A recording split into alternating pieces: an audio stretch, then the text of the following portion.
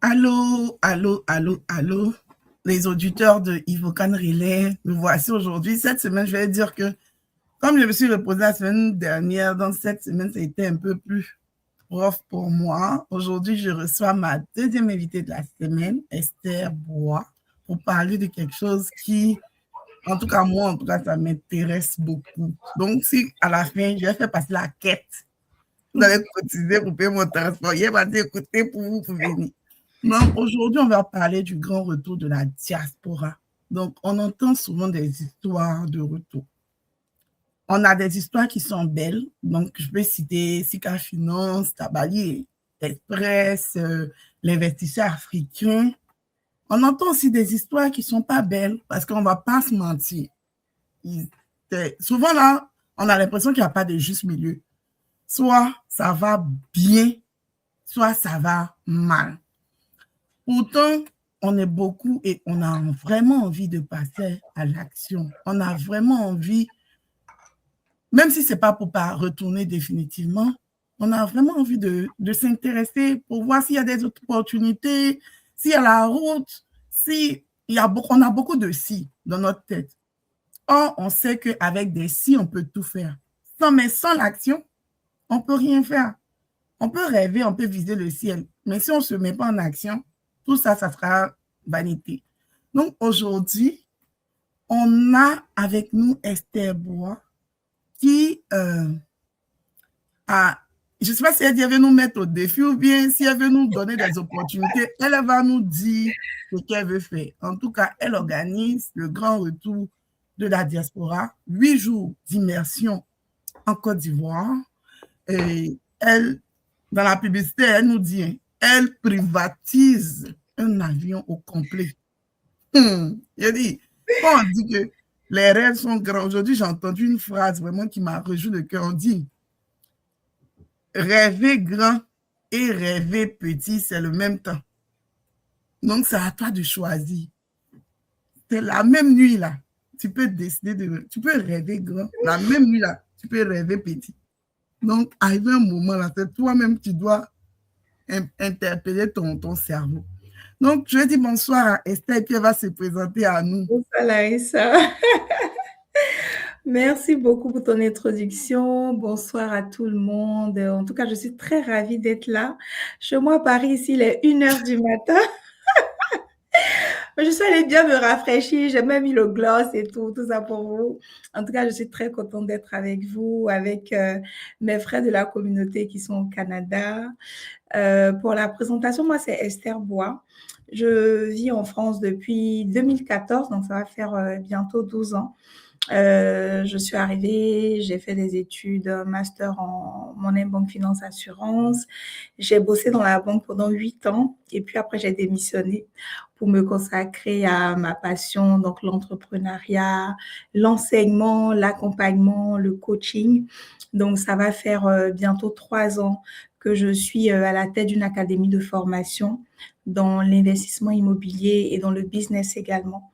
Donc, on accompagne les membres de la diaspora qui veulent se lancer dans l'immobilier sans les banques. Donc, c'est un concept qui est assez particulier. On a voulu essayer au Canada, mais c'était un peu compliqué parce qu'on nous a dit Airbnb là-bas, voilà, il y avait un peu de restrictions. Mais voilà, donc on a déjà accompagné plus de 500 personnes quand même dans la diaspora sur ce type d'investissement-là, à le faire en France, au pays aussi. Et puis, à côté de ça, il y a la partie business où on a accompagné une cinquantaine de personnes à mettre en place des projets, principalement en France et d'autres en Afrique également. Donc, on les accompagne pendant 1 an sur tous leurs projets. Donc, la mise en place, la recherche de l'idée, une idée qui est adaptée à leur profil, qui correspond au marché aussi. Et on les accompagne vraiment sur tous les aspects. Et dans ces académies de formation-là, on avait décidé de mettre à l'honneur toutes ces personnes-là qui osaient investir, qui osaient se lancer dans le business. Et c'est comme ça qu'on a lancé un événement qu'on a appelé le Dîner Gala de l'Excellence, donc qui réunit la diaspora, en tout cas ici à Paris, chaque année pour vraiment nous mettre à l'honneur, nous célébrer, montrer en fait qu'on peut faire de belles choses, qu'on peut faire des choses excellentes et puis encourager toutes ces personnes-là. Donc, on a fait 3 éditions. La première, c'était au Pullman Paris-Bercy avec 200 personnes. L'année d'après, on a visé encore plus loin. On est allé au Salon Hoche avec 400 personnes. Et l'année dernière, c'était sur un bateau, un beau bateau parisien avec encore 400 personnes. Et pas mal de personnalités, Stanislas Zézé, Claudicia, l'ambassadeur de Côte d'Ivoire en France, plusieurs personnes en tout cas qui viennent et ça témoigne de tout le travail qui est abattu pour la diaspora. Et puis, après le bateau, on a eu un rêve fou de se dire, on ira prendre un avion, on va aller faire ça chez nous. Pas juste pour faire le gala, mais sous un nouveau concept. Parce que la question qui revenait souvent, c'était la question de l'investissement au pays. Et ça, on en parle dans des conférences, dans des réunions, dans des ateliers. Mais comme Larissa le disait, entre parler d'investir et passer à l'action, il y a un gros fossé comme ça. Donc, on s'est dit, on va aller sur place parce que on s'est tellement fait arnaquer, on s'est tellement fait gruger qu'aujourd'hui, on va aller voir de nos propres yeux ce qui est faisable, mais surtout rencontrer les bons interlocuteurs, avoir les bonnes informations et avoir le bon accompagnement. Surtout, surtout ça. Donc, aujourd'hui, on ne vient pas vous faire de promesses, venez donner votre argent, on va investir dans ça. Non, non, non, non, je ne prends pas l'argent des gens. Je n'aime pas les problèmes. Je vous dis juste, faisons un pas de plus, allons ensemble sur place. Il y aura des ministères, il y aura des institutions, il y aura des organismes et vous n'avez pas idée de l'argent qu'il y a à disposition pour la diaspora, mais on n'a pas les informations. On aura le temps de rentrer dans le détail, mais voilà, comme présentation, c'est un peu ça. Je suis mariée, maman de 3 enfants. Et puis, en tout cas, c'est un plaisir pour moi de partager ce moment avec vous. Tu fais tellement corps avec ton projet que tu n'as pas pu te présenter sans présenter ton projet. On peut faire ça. Tu as fini mon direct. Tu as fini de te présenter. En même temps, tu as embarqué dans ton projet. Hein? On n'a même pas bien focusé sur toi. Hein? Bah, j'attends tes questions. Des années tu as travaillé en banque et tout, on n'a même pas entendu ça. Tu veux que je revienne sur mon parcours? Oui, un peu plus détaillé, juste un peu. Ok, pour que les gens sachent un peu la personne derrière Esther Bois. Ok. Donc, comme je disais, je suis arrivée en 2014. Quand je suis arrivée en France, il y a un truc qui m'a marqué. Les gens ne disaient pas bonjour. Donc, déjà, pour une Ivoirienne qui arrive, tu salues, on te regarde en mode non, tu veux me demander de l'argent. Et à Abidjan, je faisais pas mal de petites activités comme tout le monde. Hein. Je donnais des cours à domicile, je faisais des petits commerces et tout. Et quand je suis arrivée, je me suis dit, mais il n'y a pas tout ça ici. Enfin, il n'y a pas de petits trucs qu'on peut faire à côté. Et je me suis rendu compte que la vie va tellement vite en Europe, en Occident, que tu n'as vraiment pas le temps de gérer tout ça. Et je me rappelle que j'avais dit à mon mari, enfin, je ne peux pas juste partir à l'école en cours, il faut que je trouve d'autres choses à faire. Et puis, j'ai trouvé des cours à domicile. Et je ne sais pas si j'ai dit heureusement ou malheureusement, quand je suis arrivée, je suis tombée enceinte tout de suite. Donc, j'avais mon gros ventre là devant moi. J'étais en licence 3, je me rappelle. Et j'allais au cours. Après, j'allais donner des cours à domicile.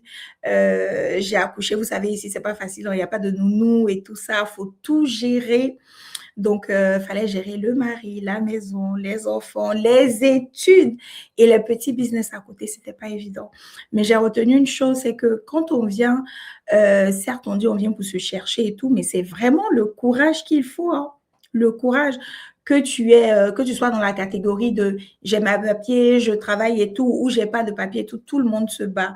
Et ces expériences-là m'ont forgé un caractère de battante.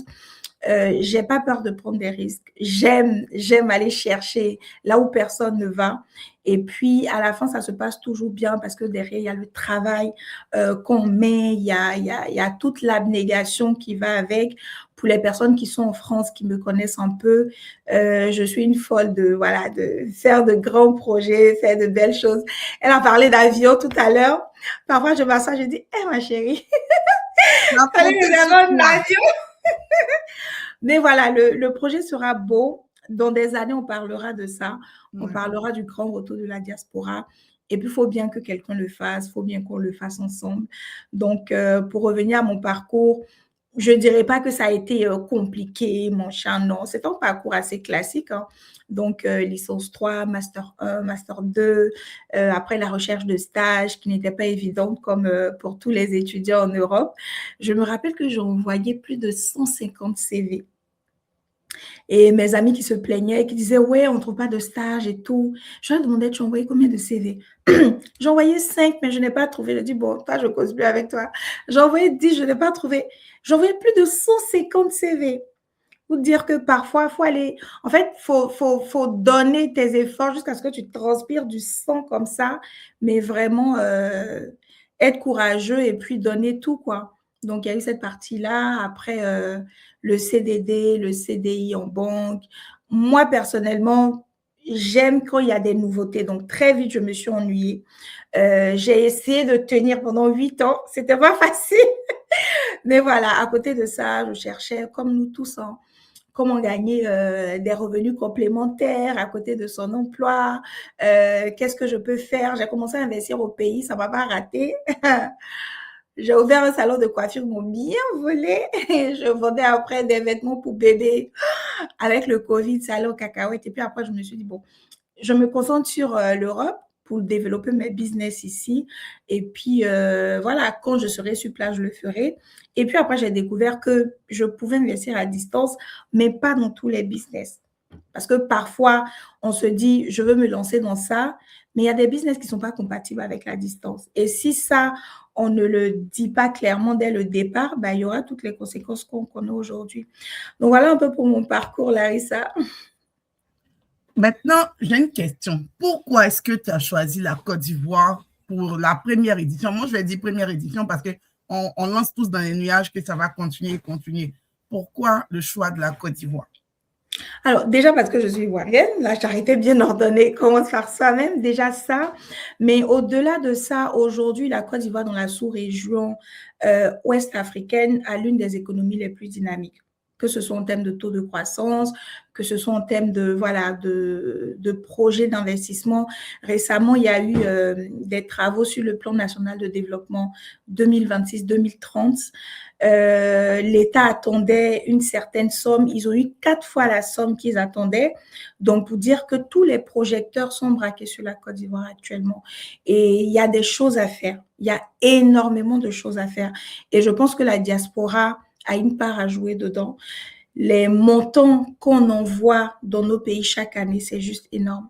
Malheureusement, ces capitaux-là vont aller dans des dépenses de consommation courante, des factures, l'école, etc. C'est pas vraiment capté dans le PIB. Je pense qu'aujourd'hui, si on veut vraiment cibler, je dirais pas les bons types d'investissements, mais les investissements où on peut impacter directement, il y a beaucoup de choses à faire. Donc, la Côte d'Ivoire, parce que les chiffres sont bons, il y a une croissance qui est visible, il y a une stabilité politique, quoi qu'on dise, peu importe le bord politique où on est. Actuellement, c'est calme pour le plus grand bonheur des investisseurs. On espère que ça sera calme longtemps. Et puis aussi en matière d'hospitalité, même pour ceux qui ne sont pas ivoiriens, parce que ce projet-là s'adresse à tout le monde. Les Ivoiriens sont chaleureux, on ne se prend pas la tête, on n'est pas, voilà, on n'aime juste pas les foutaises, mais on ne se prend pas la tête, on accueille tout le monde. Parfois même, ça nous crée des problèmes. On dit, voilà, on est trop hospitalier. Mais pour quelqu'un qui veut rentrer en Afrique, moi, j'estime aujourd'hui que si je veux aller m'installer à Dakar, que je sois libre de m'installer à Dakar parce que c'est un pays africain. Si un Béninois veut venir s'installer en Côte d'Ivoire, qu'il soit libre de le faire parce que c'est un pays africain. Donc, il y a toutes ces conditions-là que la Côte d'Ivoire remplit aujourd'hui pour accueillir ce type d'investissement-là. On a, on a beaucoup d'événements qui ciblent la diaspora. On a un grand frère qui dit la diaspora Western Union. On a l'impression que c'est notre agent seulement qui intéresse à chaque fois. Qu'est-ce qui différencie le grand retour de la diaspora à tous les autres événements? Parce que ce n'est pas le seul événement. Et puis, je vais dire, tu n'es pas la seule personne qui, je vais dire, privilégie le retour et tout. Mais c'est quoi qui te différencie, toi, de tout ce qu'on voit, ou bien de tous les événements qu'on entend qui ciblent vraiment spécifiquement la diaspora? Alors, je pense que la grosse différence, c'est le fait de prendre les gens et d'aller sur place. Ça, c'est vraiment la grosse différence. On a des événements où les gens se déplacent pour venir. Mais ça reste encore théorique parce que c'est bien, hein, c'est de très belles initiatives. Récemment, il y a eu le Forum Diaspora for Growth. Je crois qu'il y a le CPC qui est au Canada. Il y a de très belles initiatives. Mais pour moi, ça reste un peu, on reste un peu sur la fin parce que, OK, on a entendu tout ça, mais comment est-ce qu'on applique? Comment est-ce qu'on met en action tout ce qu'on a? Et le problème qui revient, c'est la distance, c'est le manque de confiance, c'est le manque de personnes fiables, c'est les mauvaises expériences passées. Donc finalement, on sait, mais on reste bloqué. Donc la grosse différence ici, c'est le fait d'aller ensemble, et j'insiste sur le ensemble, parce qu'on peut rentrer, aller faire ces différents projets, mais tu ne connais pas tout le monde, tu n'as pas tout le réseau qu'il faut. Tu fais confiance à ta tante ou à un cousin ou un truc. Quand la couleur de l'argent va arriver là, tu vas voir son vrai visage. Ils vont te faire ça pour, comme on dit chez nous, vends ou dans ton argent. Donc, le fait d'être en groupe, ça nous permet déjà d'avoir une force quand on repart. Quand on dit que la diaspora privatise un avion et arrive, aujourd'hui, on a tous les ministères, bon, quasi tous les ministères qui seront présents. Juste pour l'accueil, on a le ministère de la Culture, le ministère du Tourisme et l'aéroport d'Abidjan qui se mobilise pour accueillir toute la délégation. Donc, ça montre en fait comment est-ce que les gens nous attendent. Et tu disais tout à l'heure, c'est pas que notre argent. Aujourd'hui, il y a un gros besoin de transfert de capital humain. Donc, que la diaspora vienne apporter son expertise. On est venu en Europe, au Canada, en Occident, on est pétri de talent. Mais on est ici, ça reste ici, ça ne profite qu'ici. Pourtant, au pays, il y a des gens qui en ont besoin. Et juste en parenthèse, il y a un dispositif avec, par exemple, la Direction générale des Ivoiriens de l'extérieur qui subventionne des membres de la diaspora qui apportent du capital humain, c'est-à-dire qui viennent apporter des formations ou leur expertise. On te paye le billet d'avion, on te paye ton logement et tu as des petits perdièmes. Donc, il y a pas mal de dispositifs comme ça qui existent pour le retour de la diaspora en termes de capital humain et de plusieurs autres projets. Mais le but, en tout cas, c'est vraiment d'aller nous-mêmes. Et par la suite, il y aura des accompagnements qui seront faits. Mais au-delà des accompagnements, ça sera de se constituer ensemble pour dire, OK, voici tous les projets qu'on veut faire. Comment est-ce qu'on porte notre voix de façon, comment je vais dire ça, de façon une et de façon forte pour que ça aille plus loin. Aujourd'hui, il y a le patronat ivoirien. Est-ce que la diaspora a une place au patronat? Non. Tu es entrepreneur, tu as ton entreprise, tu as ton problème, tu es tout seul. Après ce voyage-là, si on a réussi à avoir une place au patronat ivoirien, quand tu as ton problème, c'est l'ensemble des gens de la diaspora qui vont aller défendre leurs problèmes. Quand tu vas faire ce voyage, le réseau que tu te crées, demain, tu as besoin d'une connexion, tu as besoin d'un appel, tu as besoin de quelqu'un. Ah, tu appelles, est-ce que tu connais telle personne qui connaît telle personne? Chez nous, là, ce sont les relations. Si tu n'as pas relation, toi-même, tu sais que tu vas perdre du temps, ça va t'énerver, tu vas dire tu vas plus investir au pays. Donc, c'est vraiment tout ça qui fait la différence. Et puis, on invite vraiment les gens à faire ce pas-là, quoi. Merci aux personnes dans les commentaires. Mais si vous avez des questions, merci de les rédiger pour que je puisse vraiment comprendre la question. Parce que les phrases, je ne les comprends pas trop. Donc, si vous pouvez, je vais dire, détailler vos questions pour que je puisse poser aisément à Esther. Qu'est-ce que les participants vont vivre concrètement lors du grand retour à Diaspora? Si tu peux nous dire un peu les grands points, les grands axes de la... Je pense en octobre, donc tu peux revenir avec la date et puis les différents axes. D'accord. Donc, c'est 8 jours, ça sera du 23 au 30 octobre. Donc, déjà, pour ceux qui sont au Canada, on a des gens qui se sont déjà inscrits. Je reviendrai sur les formules après. Sur le programme, pour ceux qui viendront à Paris pour qu'on aille ensemble, on quitte Paris le vendredi 23 octobre à bord de l'avion Air Côte d'Ivoire sur le vol de 10h55. Donc, il faudra arriver la veille, le jeudi 22 octobre. On organisera tout ce qui est Airbnb, hôtel à côté de l'aéroport pour que les gens soient vraiment à côté. On arrive à Abidjan aux environs de 16 heures par là. Donc, il y aura tout l'accueil dont on a parlé avec les différents ministères. Ensuite, on ira à l'hôtel. Donc, il faut savoir que la formule qu'on propose, c'est une formule all inclusive. Vous êtes pris en charge pendant tout le séjour. Donc, le billet d'avion, les déplacements, l'hôtel. On sera logé à Cocody Angré, dans un hôtel 4 étoiles. Tout ce qui est alimentation, restauration, le petit déjeuner, le dîner, tout inclus à l'intérieur. Donc, le vendredi, on arrive, on s'installe, on se repose parce que le samedi, c'est une journée high level. Donc, le samedi, on aura la journée économique. Ensuite, le dîner gala, on enchaîne. Donc, la journée économique, c'est vraiment là où on aura toutes les opportunités. On va commencer par une keynote avec M. Stanislas Zézé qui va nous présenter le risque pays Côte d'Ivoire. C'est bien beau, on dit venez investir et tout, mais il faut qu'on ait tous les éléments pour, contre, positif, négatif, pour prendre les bonnes décisions. Le but, c'est pas d'aller se jeter dans le vide comme ça. Il y a les réalités du terrain, il y a les contraintes, mais c'est de pouvoir avoir tous les éléments pour prendre les bonnes décisions. Donc, on commence par poser le cadre. Après ça, on aura une table ronde avec différentes institutions, différents ministères. On aura le ministère du Plan et Développement, parler des secteurs prioritaires dans lesquels on peut investir. On aura le ministère de l'Industrie et du Commerce, le ministère, là c'est quoi déjà? Non, pardon, le GUD PME, qui est le guichet unique de développement des PME, donc qui accompagne les entreprises. La SGPME, qui est la société de garantie des PME, donc qui se porte caution quand vous souhaitez faire un prêt bancaire. On aura également des banques. On aura aussi une entreprise qui fait dans les franchises, pour ceux qui souhaitent se lancer en franchise en Côte d'Ivoire. Donc, cette table ronde-là, c'est vraiment poser le cadre. Je vais investir en Côte d'Ivoire. Quels sont les secteurs? C'est quoi les accompagnements, les dispositifs? Qu'est-ce qu'il y a? Qu'est-ce que l'État met en place? Quand on a fini ça, on aura un panel sur les opportunités d'investissement adaptées à la diaspora. C'est-à-dire que je suis à distance, qu'est-ce que je peux faire? Je veux rentrer, qu'est-ce que je peux faire? Je fais la navette entre les deux, qu'est-ce que je peux faire?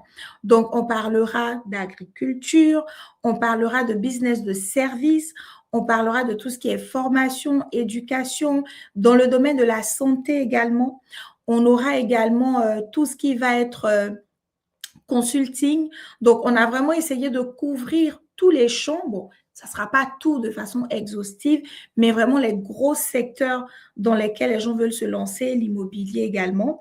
Et puis après ça, on aura un panel sur le retour et l'installation au pays avec des témoignages. On aura par exemple Jean-Yves, l'investisseur africain, qui aujourd'hui a lancé un parc aquatique, un hôtel, des taxis, et ça fonctionne très bien. Donc, comment est-ce qu'il fait? C'est quoi les difficultés qu'il a eues sur le terrain? C'est quoi les erreurs qu'il a commises? Quels sont les conseils pratiques, concrets et vrais qu'il peut nous donner pour qu'on gagne du temps, qu'on évite de perdre de l'argent? Donc là, c'est vraiment retour d'expérience. Il y aura d'autres panélistes également pour ceux qui veulent s'installer et lancer des business sur place. Où est-ce que je vais habiter? Est-ce qu'il y a par exemple des écoles canadiennes? C'est quoi le budget si je veux revenir vivre à Abidjan, etc. Et puis, on aura un panel dédié au recrutement. Donc là, on aura des experts RH, chasseurs de tête, cabinets de recrutement qui vont venir nous donner les réalités de l'emploi en Côte d'Ivoire. Est-ce que tu vas multiplier ton salaire du Canada par je ne sais plus combien pour demander son salaire? Quelles sont les réalités à prendre en compte pour quelqu'un qui revient? Dans quel domaine tu peux postuler? Donc, on a vraiment couvert tous les champs, entrepreneuriat, business, recrutement, salarié, pour que tout le monde soit satisfait. Ensuite, on aura des ateliers pratiques. Donc, les ateliers, c'est vraiment aller poser les questions. Donc là, c'est en petit comité. On a le temps de creuser, de vraiment prendre toutes les infos. La petite nouveauté sur ce programme-là, c'est vraiment le networking. Moi, je dis aux gens, on va à la chasse d'opportunités. Donc, déjà dans l'avion, tu commences à te faire ton réseau. Maintenant, comme il y en a qui sont un peu timides, qui n'osent pas parler, on a décidé de faire des badges personnalisés. Donc, par exemple, sur ton badge Larissa, il y aura ton nom, il y aura ta fonction et on mettra deux petites cases. Une première case, ce que je recherche, et une deuxième case, ce que je peux apporter. Ça fait que quand on se croise, quand on se parle, même si on ne se connaît pas, je vois ton prénom, je lis « Bonjour Larissa ». Ça crée déjà le contact tout de suite. Et je vois ce que tu recherches, je vois ce que tu peux m'apporter. Donc, ça fait que même en n'ouvrant pas la bouche, le networking se fait naturellement. Ça permet aux gens, voilà, bonjour Larissa, ça va? Bon, est-ce que je la connais? Est-ce que je ne la connais pas? Elle a juste lu mon nom. Et puis, les personnes qui ont ce que tu recherches vont s'approcher de toi. Toi qui vois ce que tu recherches chez quelqu'un d'autre, tu t'approches de la personne. Donc ça, c'est vraiment une nouveauté qu'on a mis en place. On aura des séances de travail avant l'événement, un mois avant l'événement, donc à partir de septembre, pour recueillir les besoins des participants. Donc, le but, ça sera de dire, OK, toi, tu viens, c'est quoi tes objectifs? Je pense que c'est mon côté coaching, formation et tout ça. Donc, c'est quoi tes objectifs? Tu viens pourquoi? On ne va pas juste se balader. Est-ce qu'il y a des gens que tu veux rencontrer? On va essayer de les faire venir. Voilà, ça ne garantit pas. Si tu nous dis, tu veux voir le ministre de la Santé, si on a eu un représentant du ministère, voilà. Si le ministre lui-même est là, tant mieux pour toi. Mais récolter les besoins pour personnaliser au mieux l'expérience des gens. Et à la fin du séjour, on aura un déjeuner de clôture où on va faire le bilan. Qu'est-ce que tu avais comme objectif? Est-ce que tu as atteint tes objectifs? Est-ce que tu as dépassé? Qu'est-ce que tu as eu? C'est quoi ton plan d'action pour la suite? Dans 3 mois, dans 6 mois, dans 1 an, dans 3 ans, dans 5 ans, dans 10 ans, qu'est-ce que tu mets en place? Le temps de revenir peut-être quand tes enfants ont fini l'école, etc. Donc, ça, c'est la journée du samedi. Quand on finit, on enchaîne avec le gala. Donc là, c'est la soirée, Palais des Congrès de l'Hôtel Ivoire. Et puis, les autres jours, on a des excursions. Donc, le dimanche après-midi, c'est dédié à l'immobilier. Affaire d'immobilier, là, on nous a volé dedans. Cette fois-ci, là. Nous-mêmes, on s'en ça ne fait pas le risque zéro, mais au moins tu es sur place. Tu prends ton téléphone, tu t'envoies la localisation WhatsApp. On aura des notaires pendant la journée économique. Tu prends attache avec un notaire. Tu vas voir directement. On aura le ministère de la Construction, le guichet unique du foncier. C'est quoi les procédures pour vérifier un terrain avec ACD? Qu'est-ce que je dois regarder quand je vais faire une visite de terrain? Tu as tous ces éléments-là et puis tu vas visiter. Si c'est un appartement, une maison que tu vas acheter. Moi, je dis aux gens de la diaspora, achetez la maison. Tu vois déjà la maison, c'est fini. C'est pas, on va construire. On n'est plus dans ce niveau-là. La maison est finie. Il y a l'ACD, il y a tous les documents. Il me reste juste à faire la mutation. Peut-être que ça va coûter un peu plus cher, mais c'est plus sécurisé. Vraiment plus sécurisé. Si tu vas aller te mettre dans les trucs de lotissement, c'est perdu, perdu, gagné, gagné. De toute façon, tu as mis ton argent dedans, il faut te dire que c'est perdu. Donc, autant prendre des choses sécurisées avec des prestataires fiables et vérifiés. Et puis, tu reviens tranquillement, tu sais que tu as fait les vérifications qu'il fallait, tout ce qu'il faut. Le lundi, on aura une excursion à Tia-Salé, à Yamoussoukro. Le mardi, ça sera journée détente.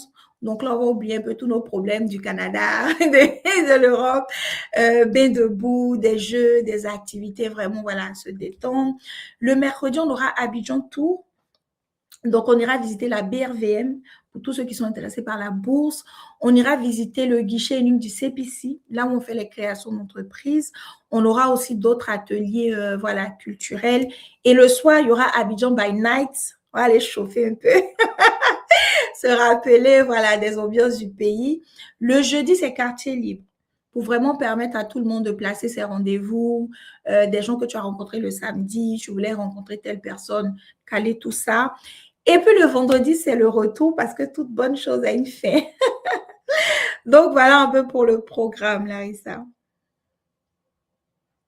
Actuellement, moi, je suis dans l'avion. Bravo. Je suis assise à côté du pilote. Mais je dis bonjour à tous ceux qui nous prennent en marche. Je suis avec Madame Esther Bois, commissaire générale du Grand Retour de la diaspora. Donc, avec elle, on essaye de parler de ce qui va être pendant ces 8 jours. Donc, 8 jours, ça inclut le vol. Elle a l'audace de privatiser un avion. Sa cible, c'est 150 personnes. C'est beaucoup, hein, mais c'est petit. Beaucoup, mais c'est petit. Normalement, on doit prendre 3 avions.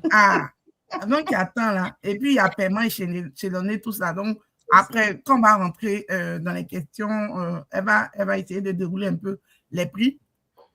Petite anecdote, c'est elle, moi, elle a fait prix du Canada là, parce qu'elle ne connaît même pas de la canadien. Oh, elle est gawa. C'est moi en plus. Donc, une question dans les commentaires. Je veux savoir où travaille Esther, en France ou en Côte d'Ivoire? Alors, je suis basée en France, mais je suis tout le temps à Abidjan. Mais je suis basée principalement en France. Pour le moment, pour le moment. Et pour la petite histoire, elle fait du coaching. Donc, c'est quelqu'un peut-être qui ne veut pas partir, mais qui veut un accompagnement parce que, par exemple, quand elle a parlé de payer des maisons qui sont déjà construites, donc elle accompagne des gens, elle les accompagne dans l'achat immobilier d'appartements, de maisons et tout, dans la transformation en Airbnb. Et elle a des partenaires qui vont gérer la gestion de ton Airbnb et tout ça. Donc, quelqu'un qui peut-être ne sent pas le besoin de partir cette fois-ci, mais qui veut, par exemple, faire des Airbnb à Abidjan, mais vous pouvez contacter aussi Esther Bourne, c'est son champ. Elle dit ça comme ça. Son champ, elle dit, elle, c'est maison qui est déjà construite, pas de terrain. C'est déjà construit. Ou bien si toi-même tu as ton Après, il y a des gens qui aiment le risque. Hein. Ben, si tu as ton terrain assez et tu veux qu'elle t'accompagne aussi, elle a un portefeuille, donc elle peut se dire, hey, oui, Esther, voilà ce que je veux. Elle va fouiller, ça a sorti pour toi. Est-ce que, parce qu'on va rentrer dans le prix maintenant, est-ce que c'est un événement qui est réservé aux gens qui sont nantis? Tu nous parles d'avion, tout inclus, Abidjan qui est cher comme ça là. Alors, c'est ouvert à tout le monde. Et pour vous faire une petite confession, je ne sais pas si vous connaissez Serge Beno. Serge dit, on gagne rien dedans. Alors, concernant le prix, très honnêtement, on a voulu faire un prix accessible à tout le monde. Pourquoi? Cet événement-là, moi, je l'organise en dehors même de gagner de l'argent. Je ne gagne même pas d'argent dessus, ça, il faut le savoir. C'est vraiment, je ne sais pas si les gens se rendent compte, c'est historique, c'est inédit. Je n'ai pas encore vu, peut-être qu'ils ont déjà fait, hein, mais je n'ai pas encore vu la diaspora qui a pris un avion pour dire on repart en Afrique. Il y a des voyages business qui se font. 10, 15, 20, 30, 50 personnes, ça se fait. Mais sous ce format-là, de façon symbolique, et associer nos institutions, associer l'État et dire la diaspora revient de façon symbolique, qu'est-ce qu'on peut faire? Où est-ce qu'on peut investir avec vous ensemble, avec les bonnes informations? C'est la première fois.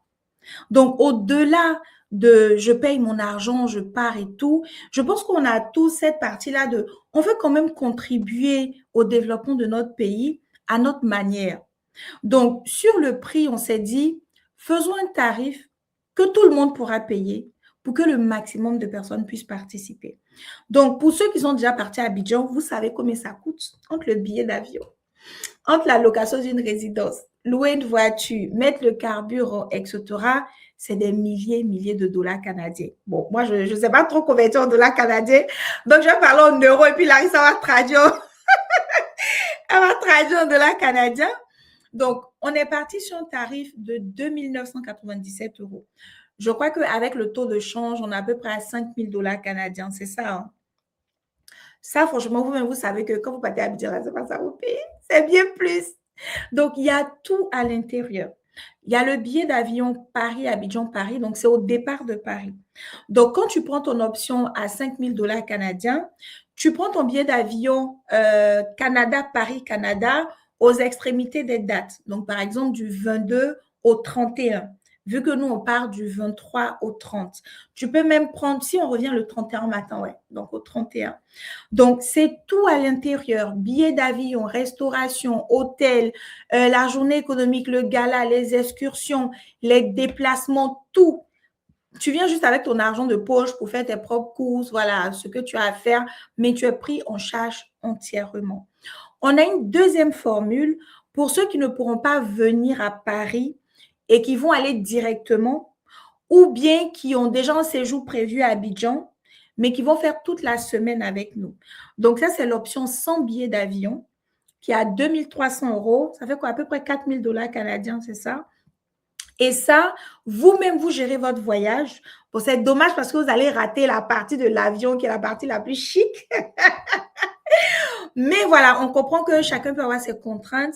Quand nous, on arrive à Abidjan, si vous êtes parti avant nous, vous nous rejoignez à l'hôtel. On fait toute la semaine complète ensemble. Après, si vous devez prolonger votre séjour, vous continuez, nous, on rentre. Donc, voilà les 2 formules qu'on a pour la diaspora. Une autre question dans les commentaires. Je demande, ben ça, c'est la personne qui avait demandé si tu travaillais à Abidjan ou en Côte d'Ivoire. La personne dit, je demande parce que quelqu'un qui me demande de rentrer en Côte d'Ivoire, elle-même n'y vit pas. Est-ce que c'est pas parce qu'elle sait que rentrer au pays est assez difficile? Très belle question. Alors, vous allez me faire dire mes petits secrets ici. Bon. Alors, je suis en train de rentrer parce que je ne peux pas parler de grand retour si moi-même, je n'ai pas fait mon grand retour. Donc, avec ma famille, on est en train de rentrer. Ce n'est pas encore officiel, mais je vous fais la confidence parce que quand je parle d'accompagnement de personnes sur place, c'est parce que moi-même, je serai sur place. Et je ne peux pas dire aux gens, je t'accompagne pendant que je suis en France. Donc, ici, en France, actuellement, c'est des accompagnements en France. Mais là, le but, c'est vraiment d'être sur place et d'être en fait vos pieds, vos yeux, vos bras sur place. Moi, je dis aux gens, je ne veux pas le business avec la famille parce que je sais que je ne peux pas te mettre au prison.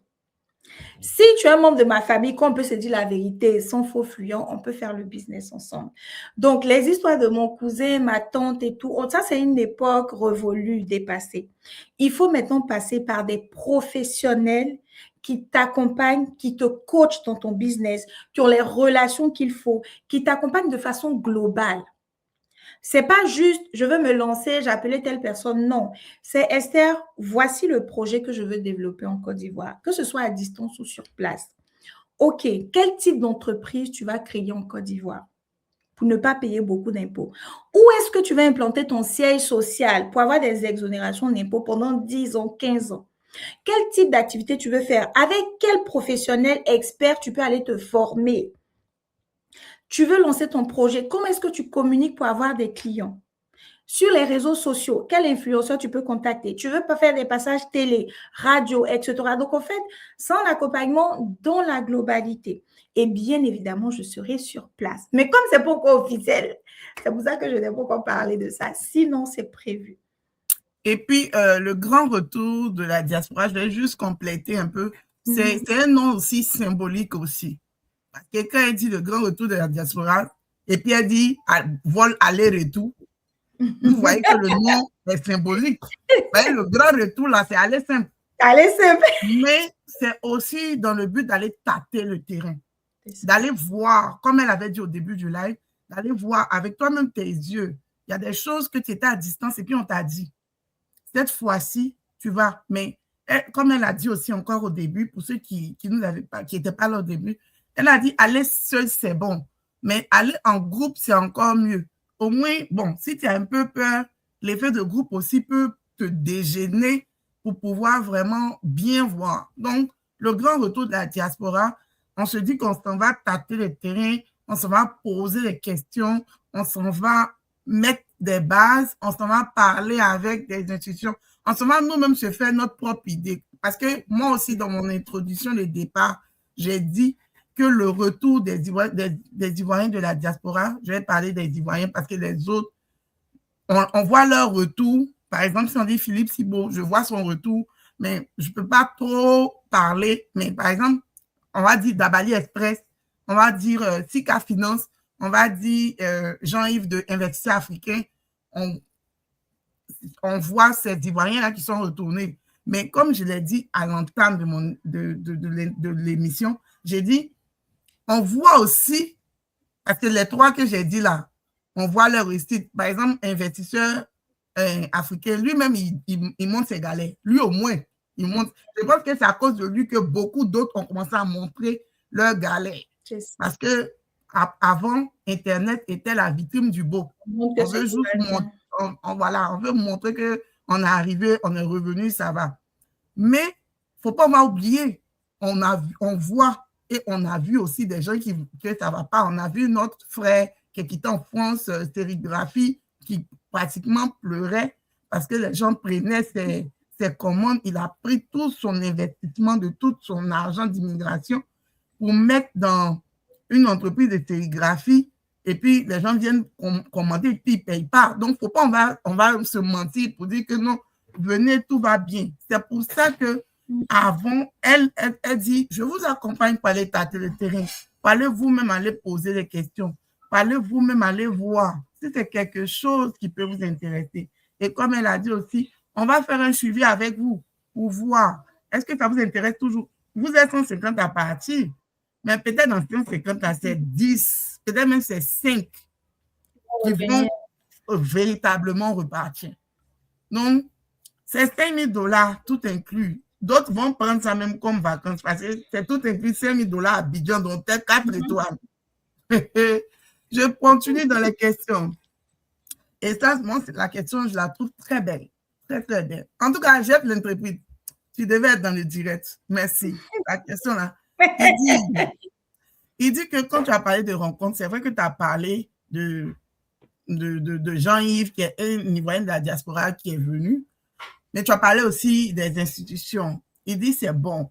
Mais le petit investisseur qui a essayé son petit ou moyen business comme Stéphane Sucré ou d'autres, c'est-à-dire au pays là-bas, il ne parle pas des gens de la diaspora qui sont entrés. Au pays là-bas, là, on voit des gens qui, demain, tu vois, non? On les voit grouiller.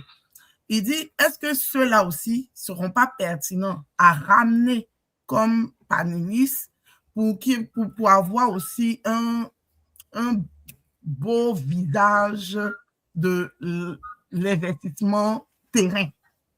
Je ne sais pas si tu as compris ma question. Parce que moi, j'ai essayé de mettre ta question dans mon sang. J'ai bien compris ta question.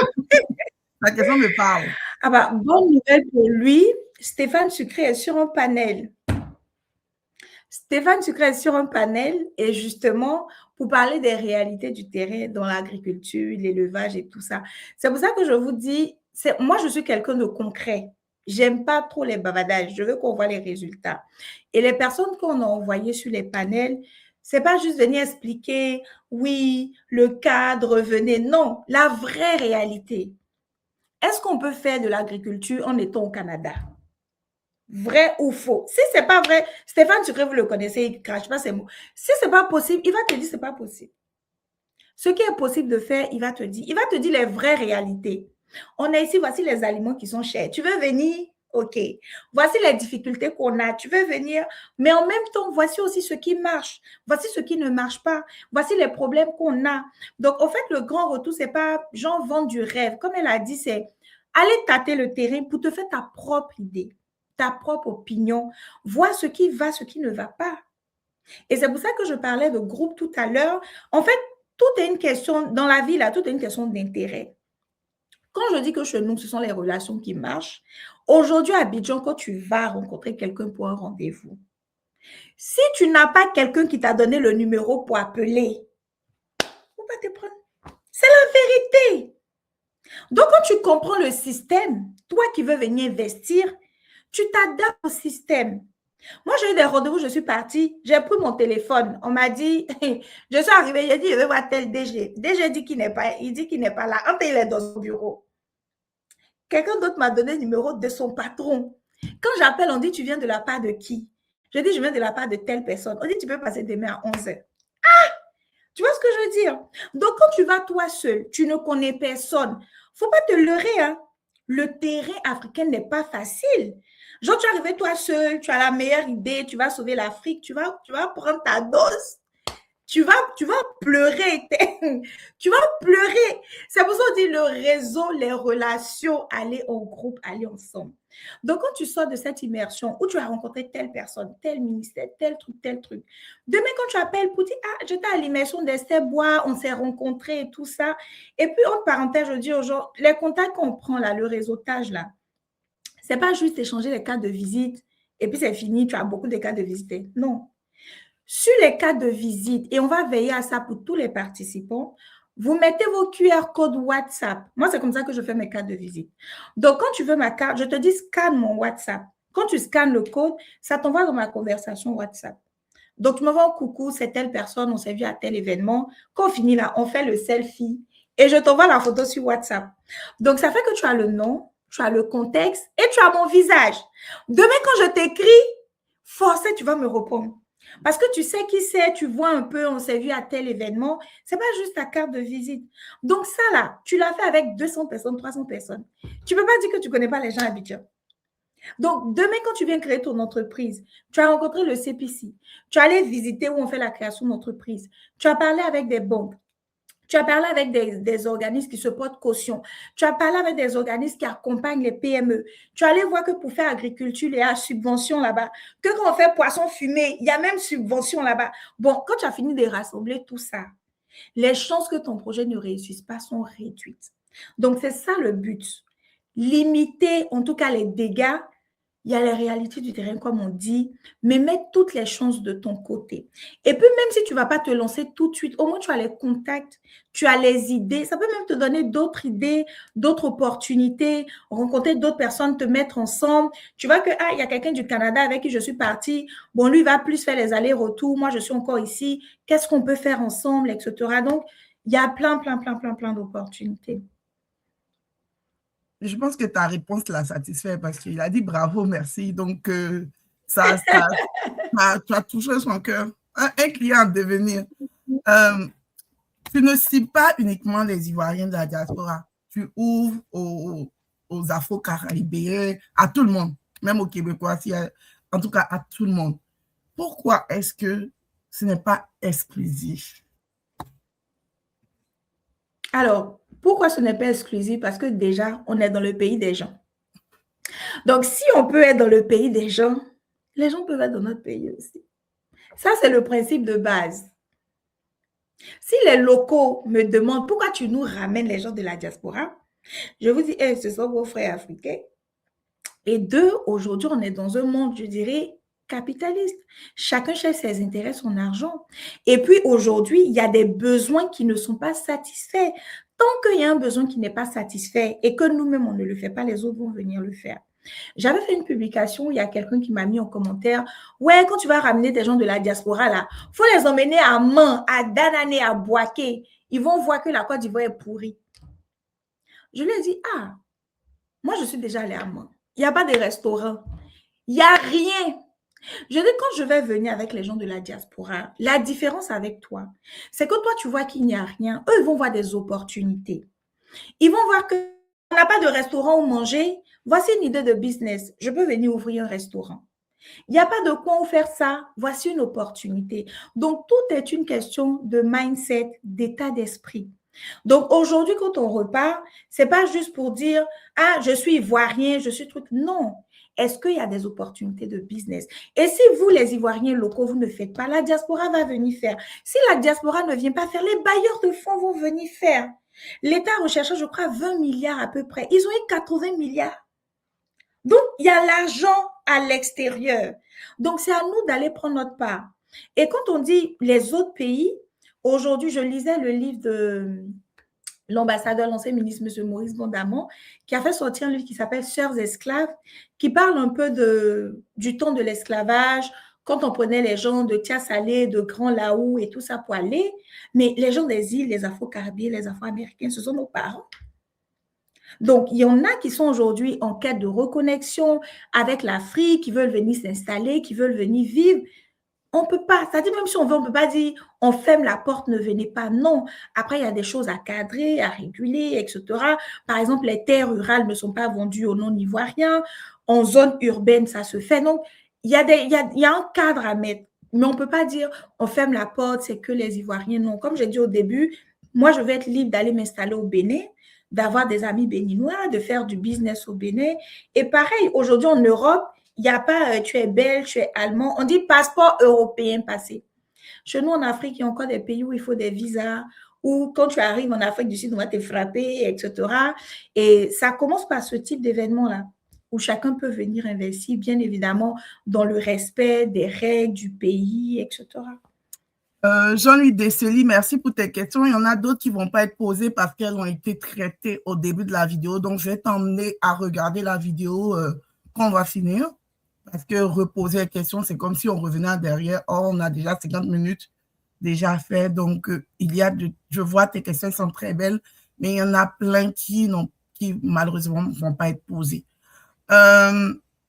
Est-ce que une autre question, est-ce que si je veux investir dans l'immobilier autre business, Esther elle-même peut être un relais ou un intermédiaire pour nous qui sommes ici, ne voulons pas rentrer mais voulons investir ou acheter un bien. J'ai dit oui. J'ai dit oui qu'il y a des choses qu'elle fait, mais elle va répondre parce que acheter un bien, elle est plus dans la gestion. Mais je la laisse répondre à la question.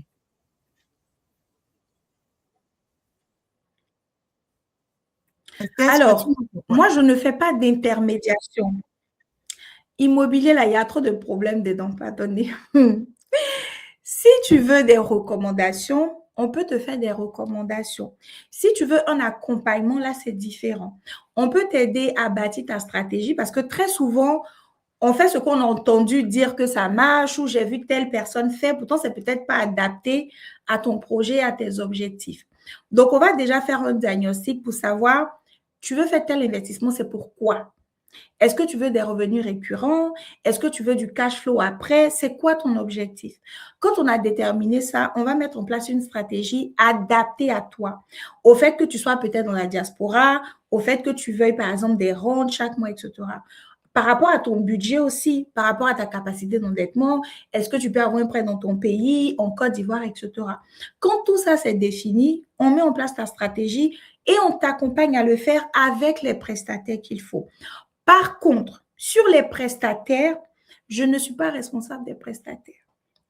Si on t'a recommandé un notaire, à toi aussi de faire tes analyses parce que très souvent, on aime se décharger pour dire « Ah, j'ai confié à Esther, il faut tout faire. » C'est dans ça là qu'on nous arnaque.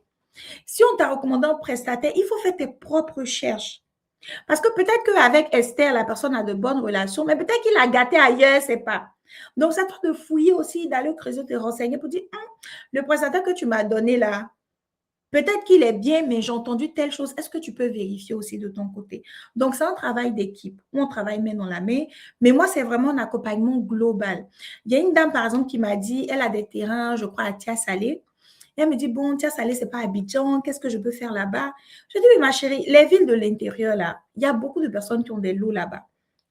Tu fais une construction très simple, avec toutes les commodités. Aujourd'hui, avec le recul que tu as vécu au Canada ou en Europe, etc., tu ne vas pas faire les finitions bizarres que les gens font au pays, là.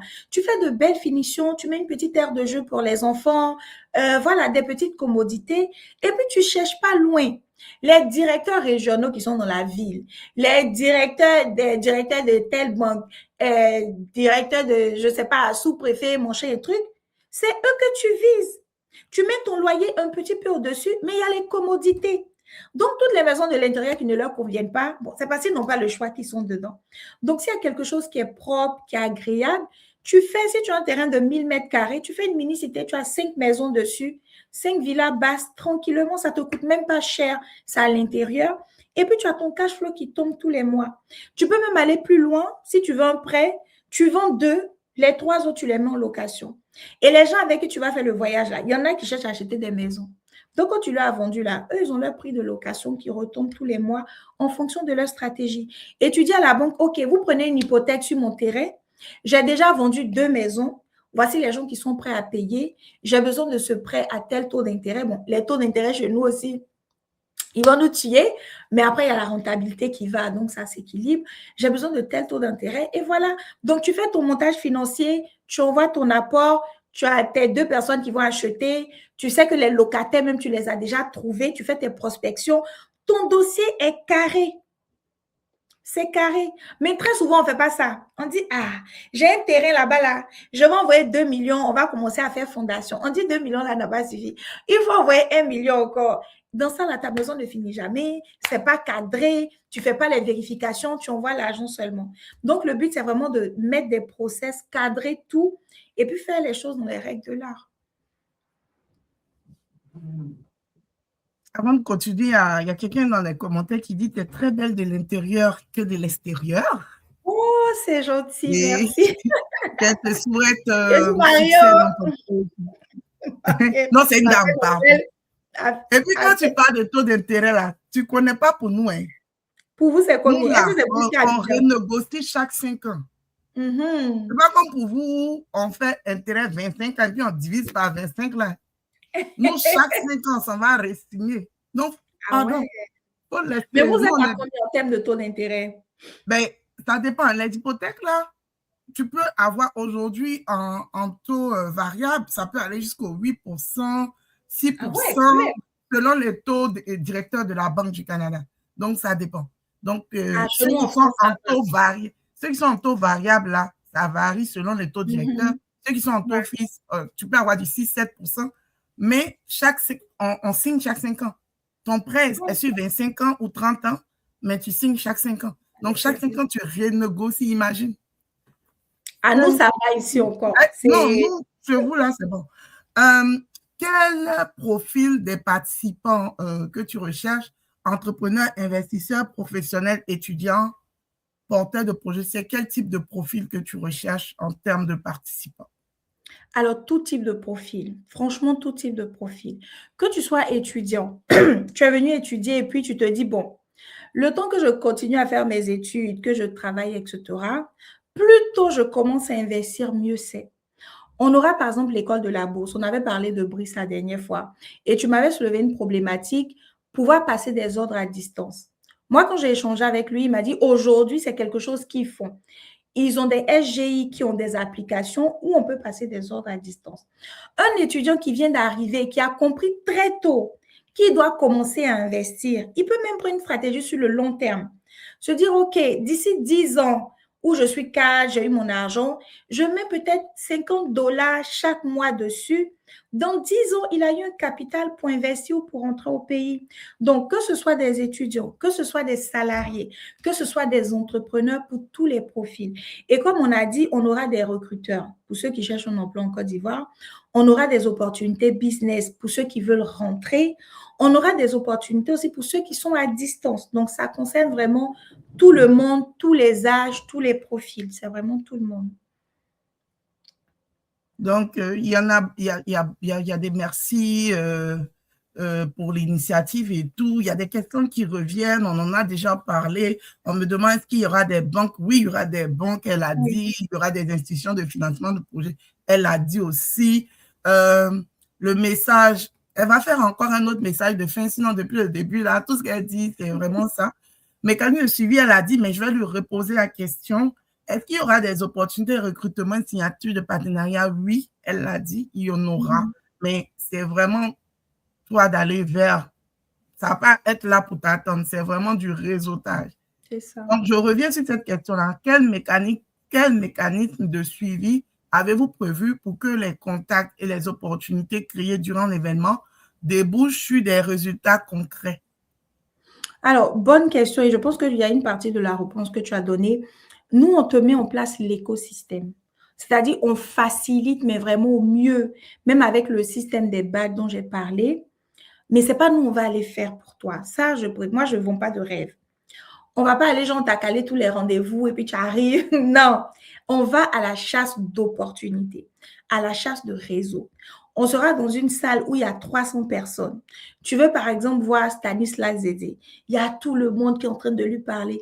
À toi de trouver comment est-ce que tu vas l'intéresser pour qu'il puisse te donner un rendez-vous parmi les 50 personnes qui sont en train de l'embrouiller. Donc, c'est à toi de voir quelle stratégie tu mets en place, aller faire des recherches sur lui, c'est quoi son actualité, de quoi est-ce qu'il a parlé récemment, où tout le monde va venir lui dire, oui, monsieur Zézé, je veux vous voir, etc. Quand toi, tu fais ton intervention, tout de suite, ça attire son attention parce que tu as dit quelque chose qui l'intéresse, sur lequel il est actuellement. Et tu as quelque chose à lui apporter. C'est peut-être pas de l'argent, c'est peut-être pas je ne sais pas, mais il y a un intérêt qu'il a à te recevoir, à prendre son temps pour te recevoir.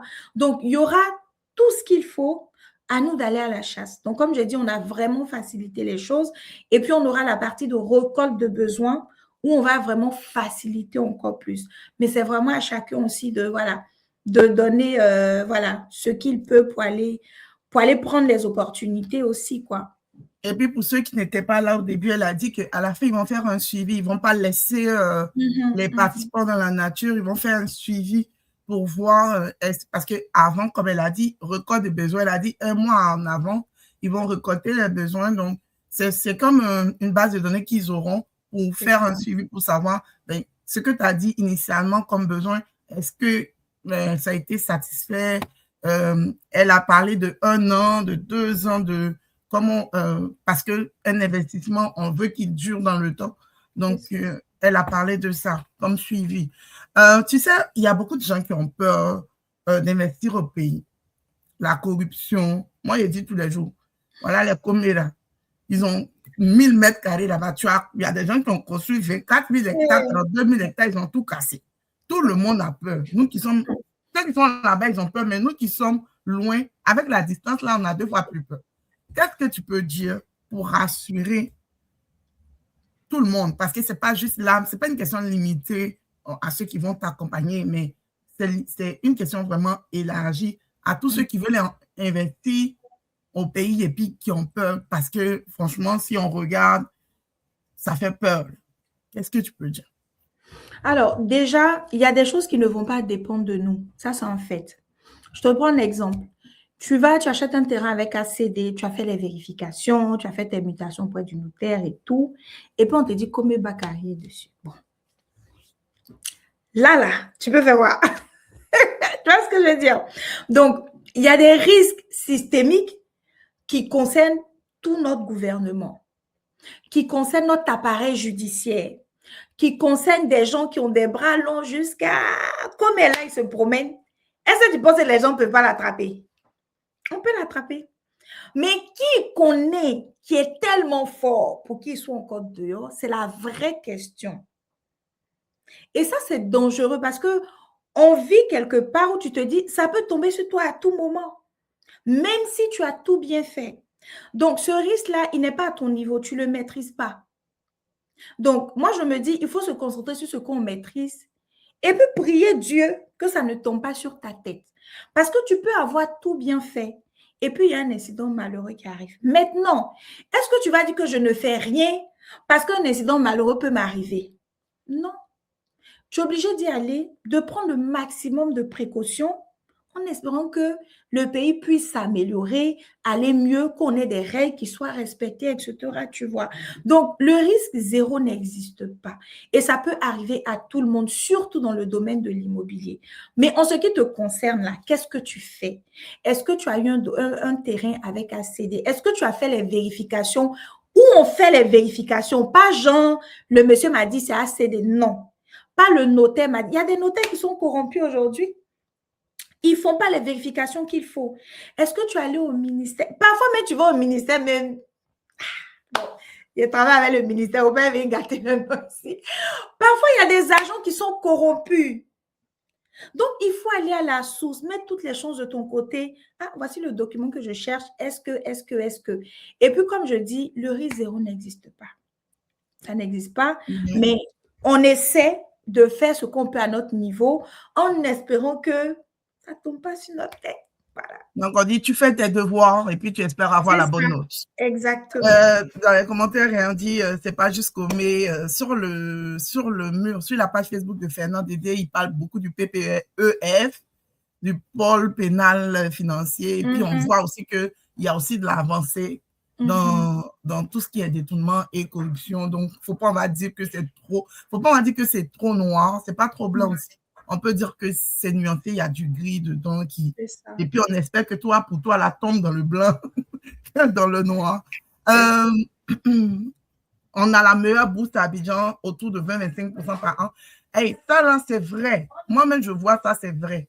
Mais je ne suis pas encore arrivé là-bas bien. Il y a écrit, monsieur la bourse, il y a écrit. Comment se fera le paiement des 5 000 $? Donc, par cette question-là, je considère que la personne va quitter Québec, le Canada, pour vous trouver à Paris, et puis partir avec vous, revenir à Paris, et puis revenir de lui-même au Canada. Donc, il demande comment se fait le paiement. Est-ce que tu as des offres échelonnées? C'est quoi tu proposes? Est-ce que c'est un paiement? En tout cas, c'est qui entoure un peu le paiement?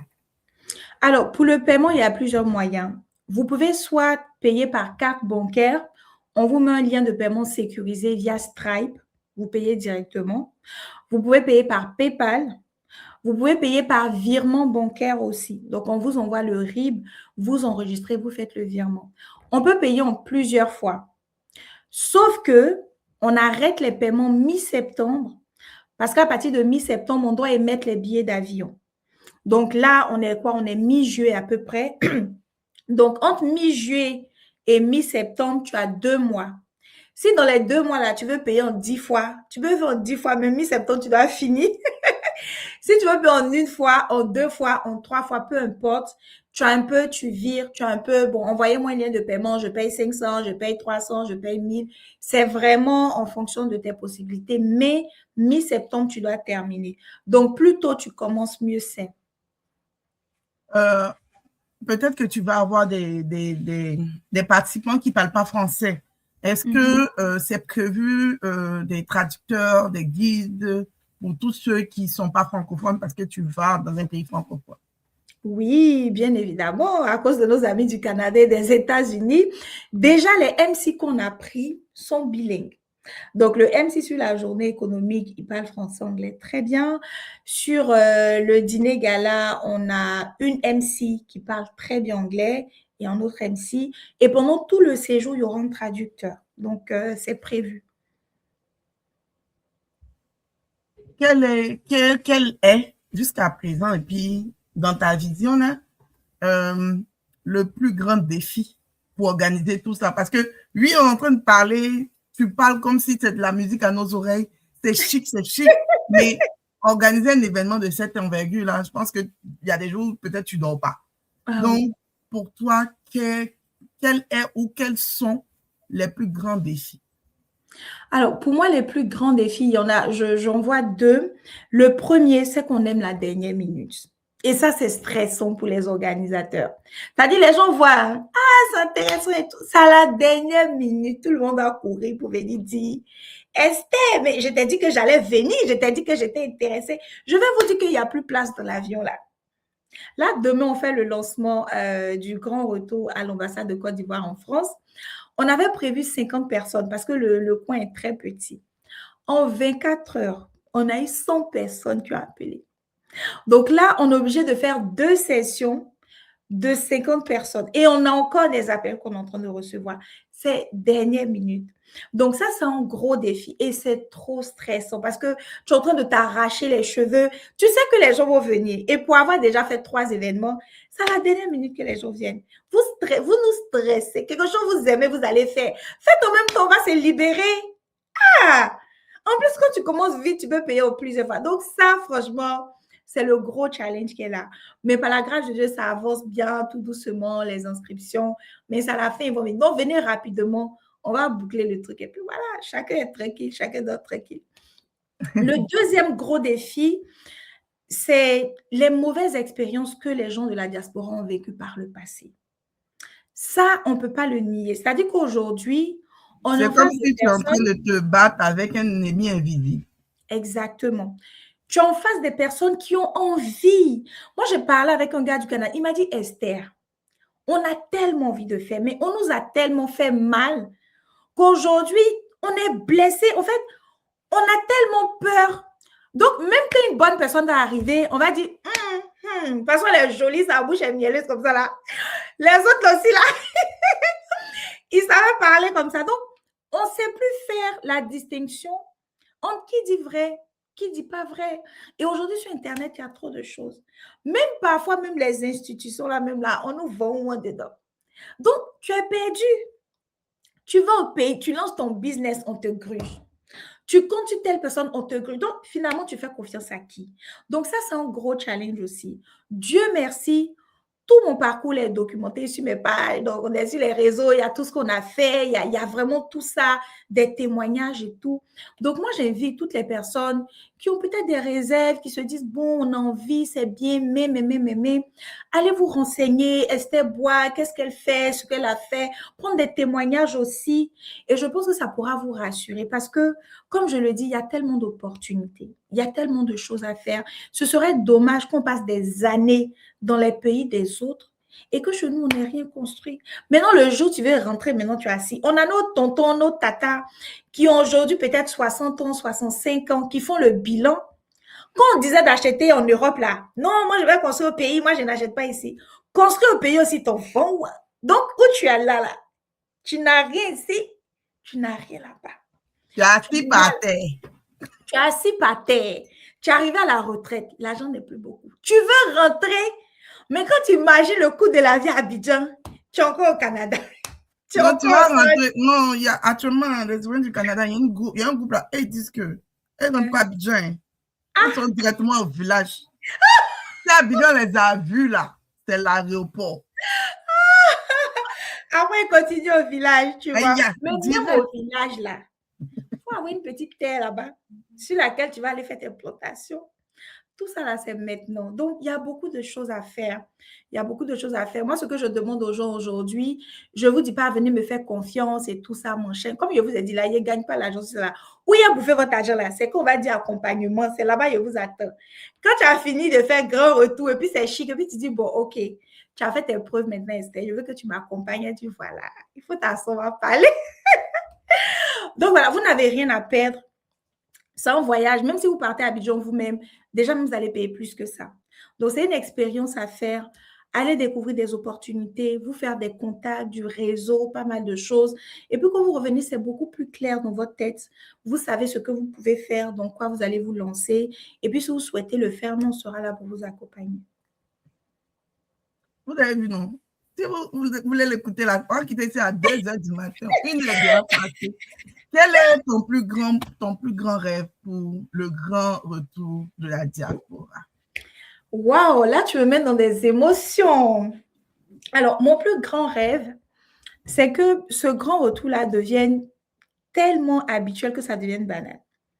Qu'on ait des avions qui rentrent, des gens de la diaspora qui rentrent peut-être s'installer, qui vont investir, où il n'y a plus, tu vois, cette peur de on va me gruger, on va m'arnaquer, parce qu'il y aura le cadre.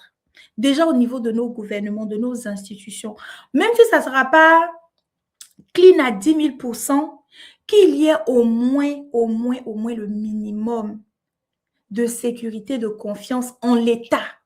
Parce que c'est ça aussi le problème. La diaspora ne fait plus confiance à l'État. Dès qu'une nation commence à parler, on dit, mon cher, finissez de faire votre discours, vous allez quitter ici. Qu'il y ait cette confiance en l'État qui met le cadre. Où tu sais que si tu as problème, que tu as raison, tu auras ta raison. Mais aujourd'hui, tu te dis, même si je n'ai pas raison, je connais qui, mon problème va aller où.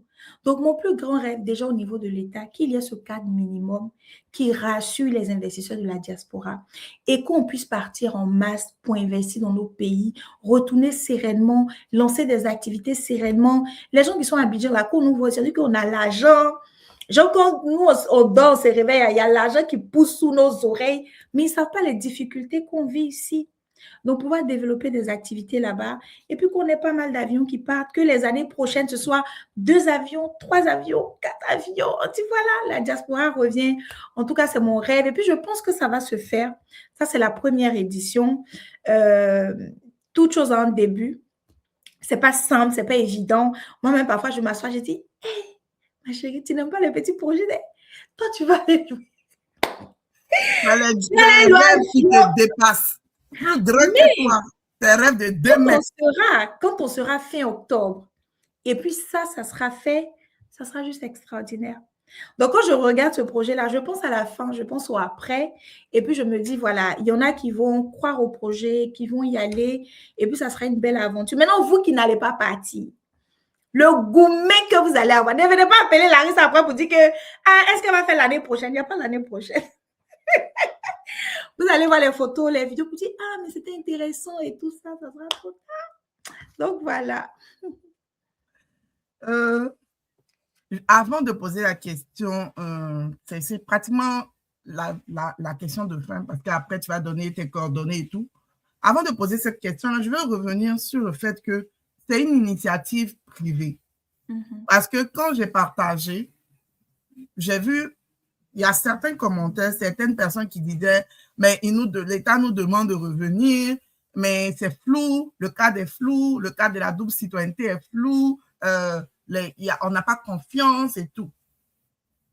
Une fois pour de bon, là, voilà la personne derrière l'initiative. Ce n'est pas l'État de Côte d'Ivoire. C'est une initiative privée. Maintenant, pour, je ne sais pas si elle dit consolider son projet, pour rendre son rêve viable, elle n'avait pas le choix que d'aller, comment on appelle ça, solliciter tout ce qu'elle vous a dit là. Elle est allée les chercher. Donc, c'est pas l'État qui vous demande de rentrer. Oui, l'État nous demande de rentrer, toujours on entend. C'est Esther qui dit, allons voir pourquoi l'État nous demande de rentrer. C'est bon. C'est comme ça que c'est dans cette optique-là on doit se mettre. Et puis j'ai dit, c'est la dernière question, c'est pas la dernière question, il y a une question que j'avais oubliée. Est-ce que tu cherches des partenaires, des mécènes, c'est-à-dire, en plus des participants, hein, on a longuement parlé des participants, mais des entreprises ou des gens, est-ce que tu en cherches? Si oui, je ne sais pas, est-ce qu'il y a des domaines précis dans ce type de partenariat? Alors oui, on cherche des partenaires, des sponsors, parce que comme j'ai dit, l'événement, on a négocié les tarifs avec l'hôtel, avec les compagnies aériennes. Donc, on a un gros besoin de sponsoring. C'est pour ça que je dis que je ne gagne pas d'argent dessus, parce qu'on a même une partie qui va être financée par les sponsors. Donc, aujourd'hui, on a pas mal de sponsors qui sont en train d'arriver. Donc, s'il y a un entrepreneur, une entreprise, une PME, une organisation, peu importe, qui a des intérêts dans l'événement, on est ouvert au partenariat. Donc, toi, tu sais que, par exemple, tu veux toucher les gens de la diaspora ou tu veux toucher des institutions ou tu veux, voilà, peu importe ton objectif, on s'appelle, on échange, on voit ce que nous, on peut te proposer qui peut te permettre d'atteindre tes objectifs. Et sur les partenariats, on a plusieurs paliers. Ça va du 2 millions de francs aux 40 millions de francs. Donc, que ce soit les banques, les organismes, les entrepreneurs, les PME, ou bien tu veux venir et puis, par exemple, faire un pitch, prendre la parole au Palais des Congrès pendant 3 minutes pour présenter ton projet, on a toutes les offres. Le but, c'est que tes objectifs marketing, communication, commerciaux soient atteints, en tout cas du mieux qu'on puisse le faire. Donc, on est ouvert à tous les partenaires.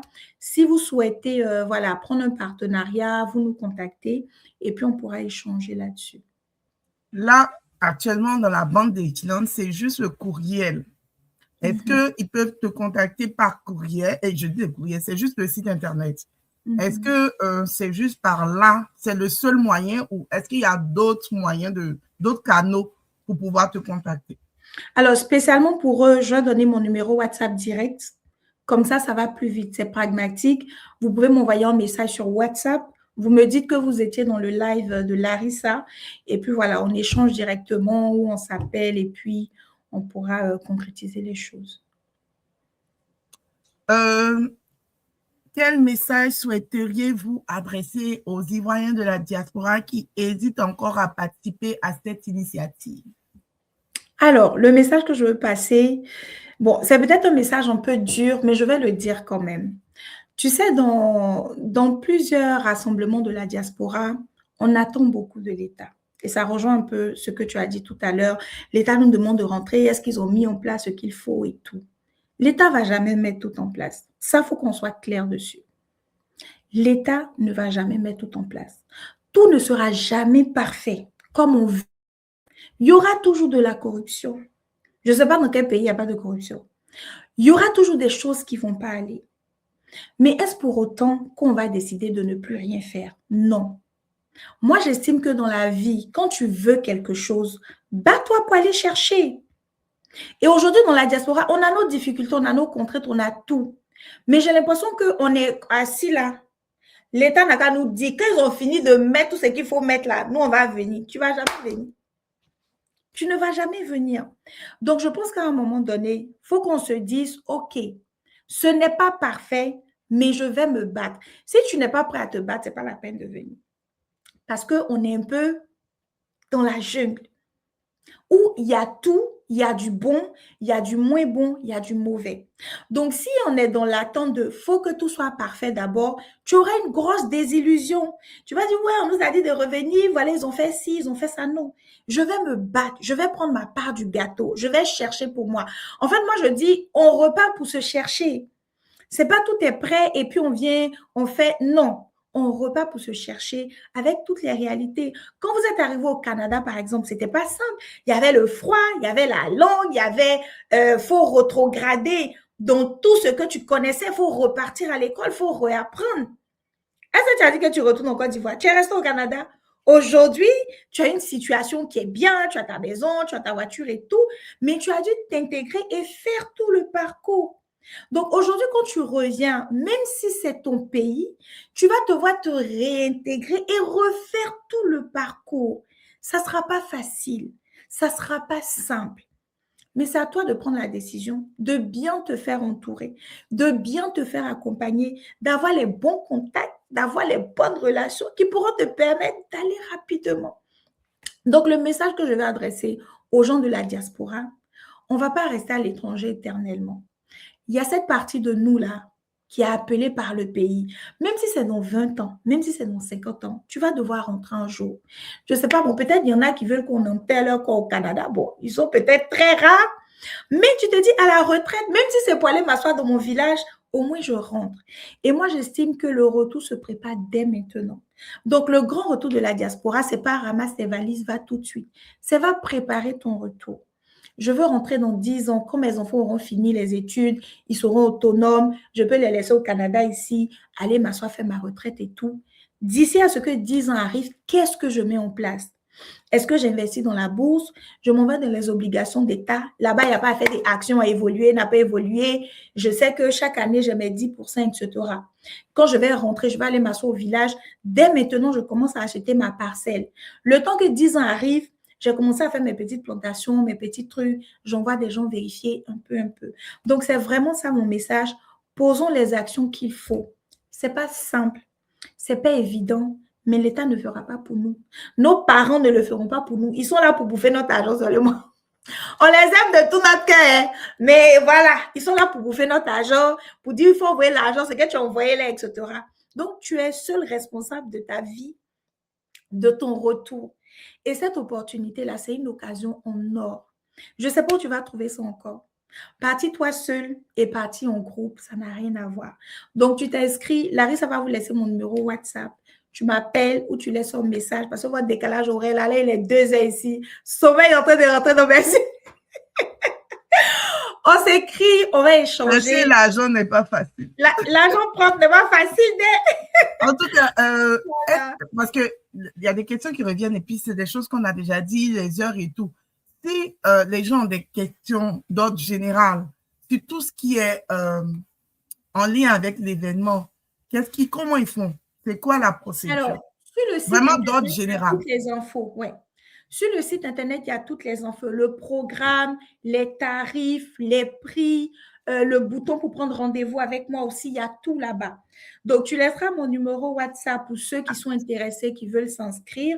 Et pour ceux qui ont juste besoin d'infos, sur le site Internet, 3 fois W, Grand Retour Diaspora, il y a toutes les infos. Là, c'est la dernière question. Hein. Je prends plus ta sommeil, je sais. Non, t'inquiète, t'inquiète. Tu es en France depuis 2014. Donc, pour d'autres personnes, tu es comme un baobab. Je vais dire ça comme ça. On va parler de diaspora. Donc, nous, on est les Ivoiriens du Canada. Toi, tu es l'Ivoirienne de France. La bénisse, là. C'est vous les vrais bénisses. Nous, en France, on n'a rien. Eh, Seigneur. Héros, c'est 6, je t'ai dit. Héros, c'est 600. Nous, c'est 400. Hein? 200, c'est beaucoup. En tout cas, quel conseil tu peux donner? Ça, c'est vraiment à l'âge, là, avec ton expérience de quelqu'un qui a quitté le pays pour aller en Occident. Quel conseil tu peux donner, que ce soit à ceux qui sont là il y a longtemps, mais à ceux qui viennent d'arriver?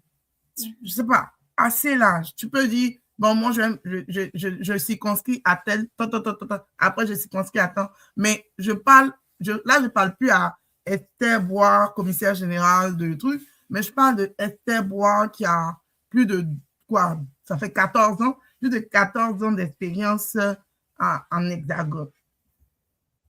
Alors, le conseil que je peux donner à quelqu'un qui vient d'arriver, il faut être focus. Dès que tu as mis tes pieds en Europe, il faut commencer à penser stratégie. Il faut savoir ce que tu es venu chercher et commencer à préparer ton retour. Très important. Parce que si tu restes dans une logique de c'est bon, ça y est, j'ai réussi ma vie, j'y vais et tout, ça ne va pas le faire. Moi, je fonctionne beaucoup en plan d'action, en objectif, en fonction de, voilà, des différents termes. Je viens d'arriver, dans 5 ans, je veux être où? Est-ce que je vais avoir ma résidence principale? Est-ce que je vais avoir une voiture? Est-ce que je vais être à telle étape? Te rapprocher des personnes clés. Larissa est là depuis tel nombre de temps. Ma vieille mère, pardon, il faut me donner les conseils. C'est qui je ne dois pas fréquenter au Canada ici? C'est qui je dois éviter? C'est vers qui je dois aller prendre des conseils? En fait, t'entourer des bonnes personnes, te fixer des objectifs. Même si tu n'as pas atteint 100% de tes objectifs, au moins tu auras atteint au moins 50%. Sois focus. Il y a des trucs dans lesquels, moi dans la diaspora ici, là, il y a des trucs dans lesquels je ne m'aime pas. Il y a des trucs dans lesquels tu ne vas pas me voir. Pas en mode genre, tu te prends, tu veux pas faire truc. Mais en fait, j'ai tellement de choses à accomplir que il y a des distractions dans lesquelles je ne me mets pas. Ça ne veut pas dire que tu vas pas aller dans certains endroits. Oui, mais il faut être focus. Tu es venu chercher quoi au Canada? Tu es là pour combien de temps à peu près? Est-ce que tu es là pour faire ta vie, te marier, avoir des enfants, etc., mon cher? Et puis, en fonction de tes objectifs, tu déclines ton plan d'action. Est-ce qu'il y a des business que tu peux faire à côté? Est-ce qu'il y a des choses que tu peux faire au pays? Comment tu sécurises tes investissements? Combien tu vas épargner par an? À quoi est-ce que ça va servir? Comment est-ce que tu vas investir? Donc, en fait, c'est toute une roadmap de ton séjour à l'étranger que tu traces.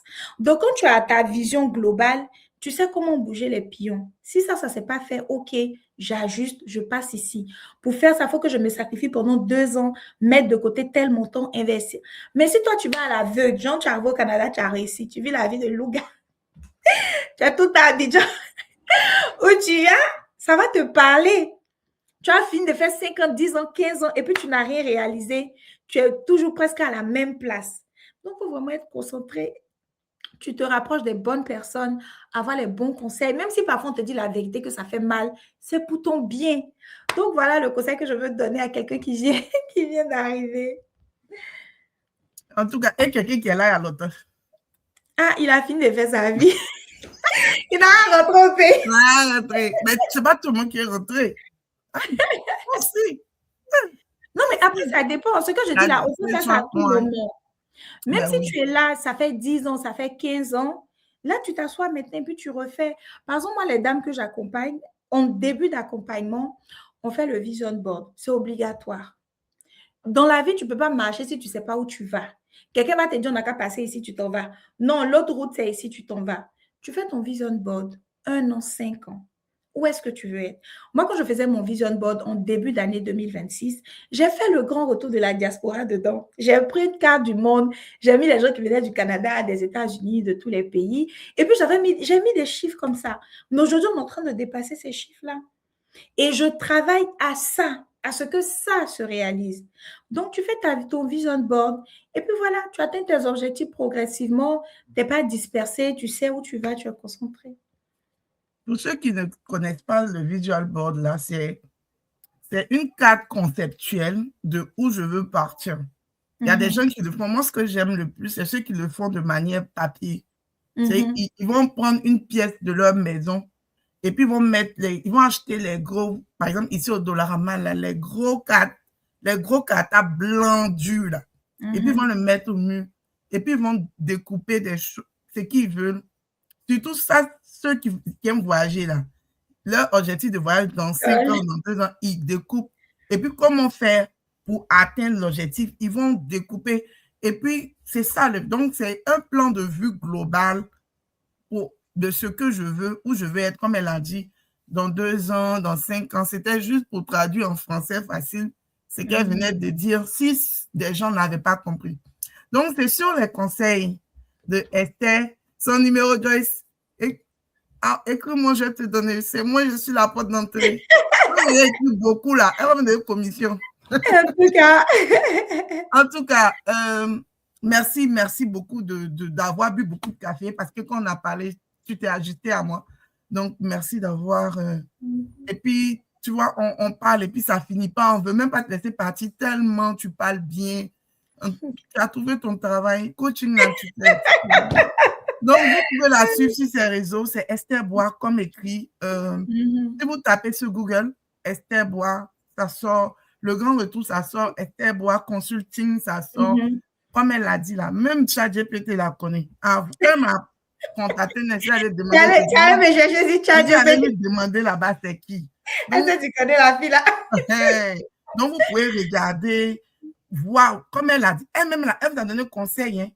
Elle vous a dit, quand vous voulez rentrer en relation avec quelqu'un, quand vous-même allez chercher. C'est elle-même qui a dit. C'est Donc, ça. je ne fais que vous dire de mettre en C'est qu'elle a application dit. ce qu'elle a dit. Vous partez la boucle, vous voyez. Maintenant, quand vous êtes convaincu, maintenant, vous prenez attache avec moi ou elle sur ses réseaux parce qu'elle est sur Messenger, vous pouvez l'écrire aussi sur Messenger. Ou bien, si vous êtes vraiment intéressé à partir, vous prenez contact avec moi. Moi, c'est vraiment ceux qui veulent partir. Parce que à cause du décalage horaire, je ne veux pas vraiment lui envoyer juste des gens qui vont lui dire coucou à 1h du matin. Or, il est 19h chez nous, or, elle, chez elle, il est 1h du matin. Donc, ceux qui veulent vraiment partir, contactez-moi pour laisser son numéro WhatsApp pour que vous puissiez parler avec elle directement. Même quand j'ai mis juste l'affiche, les gens ont commencé à me contacter pour avoir son numéro. Donc, ne pensez pas qu'on est en train de dire et puis il n'y a pas des gens qui sont inscrits. Parce qu'il y a des gens parmi nous. Là, il y en a qui se sont inscrits. Hein. Non, il y a des gens parmi nous. Ils veulent savoir actuellement il y a combien ils sont inscrits. C'est-à-dire qu'il ne veut pas être la première. Il ne veut pas être seul dans l'avion. Tu vois un peu le film. Il veut pas être seul dans l'avion. Donc, on va te contacter. Ouais, il y a un qui dit qu'il va te contacter pour ses projets au pays. Donc, c'est ça. Donc, bonne soirée à tout le monde. Merci de nous avoir suivis aussi longtemps. On a fait 1h30. On va la laisser aller se coucher. Et puis, on se retrouve en octobre à Abidjan. Peut-être que quand vous avez payé beaucoup, ma commission a fait que moi, elle va partir aussi. Et vous m'achetez à côté du pilote. Il dit au pilote, tourne à gauche. En tout cas, Larissa doit produire la délégation du Canada. Venez vous inscrire beaucoup. Inscrivez-vous beaucoup. En tout cas, bonne soirée à tout le monde et puis merci on se dit à très vite. Merci à tout le monde. Bye. Bye.